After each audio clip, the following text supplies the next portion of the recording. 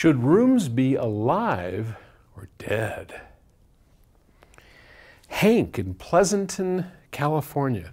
That sounds like a pleasant place. Wonder where that at? Pleasanton. Maybe Northern California? My room is 12 feet wide with two 18 feet parallel sidewalls. Prior to room treatment, my room was echoey, too lively and too bright. Then, to remedy this issue, I installed bass traps on both front corners from floor to ceiling. I installed 12-inch by 12-inch RLX type foam absorbers along sidewalls, covering about 25% of the wall, in a checkered pattern from 3 feet to 7 feet high. None on back. And now my room sounds more on the dead side, a little too eerie. I may have to remove some of them, but how do I know if I go overboard with this foam absorber? For a nice, not fatiguing listening experience, should the room be on the bright side or slightly on the dead side? Well, you certainly hit upon a lot of debate. I can give you my opinion and take it for what it's worth. I tend towards the live side. Others would completely disagree with me, go figure, and like to have it dead. So it depends what you're doing. Like, for example, in the new recording studio that Gus Skinnis and PS Audio is building, we're going for more dead than alive, because there we want to be able to control how microphones sound. So you don't want something in there that you don't have control over. But in a room like this, where you're listening, you want it to sound more natural. And natural, to my ear and to every room I've ever built, is more alive than dead. So it used to be that we would cover the back wall where we sit with dead stuff. That sounds funny.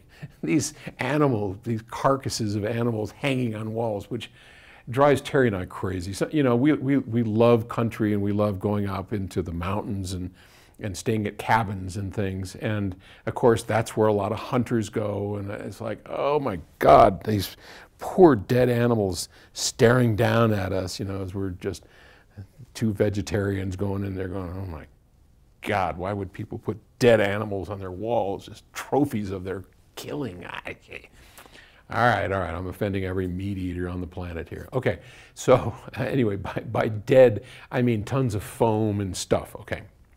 And we do that because this end of the speaker, you want to have some kind of liveliness to get the reflections off the speakers that you want, so that when you hear it, you get some measure of the speakers and not so much of the rear walls.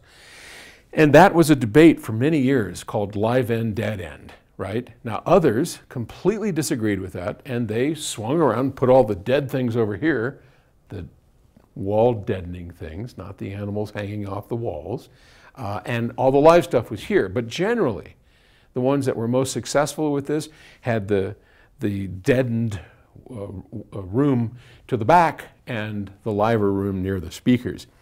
But over the years, that whole concept has kind of gone out the window, and what we want is what we have here, is a fairly live room where, and you can hear my voice, and this is how I tell. When I walk in and I start talking and I clap my hand, there's not a lot of echo, but it's alive. It sounds, you can hear it in my voice. It sounds like what I would expect in a normal room. It doesn't sound dead like outdoors where there's no reflection. And it doesn't sound like you're standing inside of the shower. It's a combination of that leaning on the live side. So I like these. These are just delightful. I forgot what their dimensions are. Well, you can, I don't know. I'm not very good at dimensions, but these are great. It's basically just, this is foam behind here for deadening, and then this is for diffusing.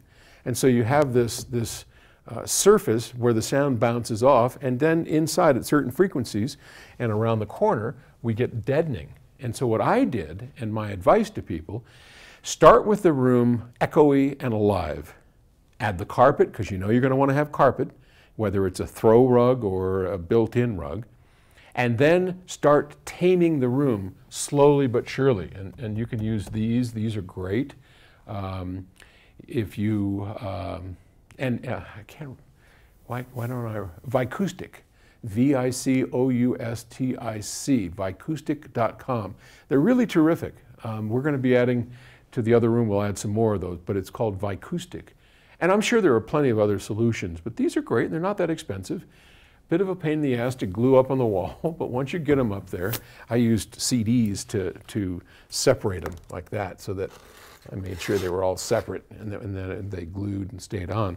I love these things. I think these are great. But anyway, keep it more live than dead and you'll be happy. All right. Thanks a lot. I'll talk to you tomorrow. Bye.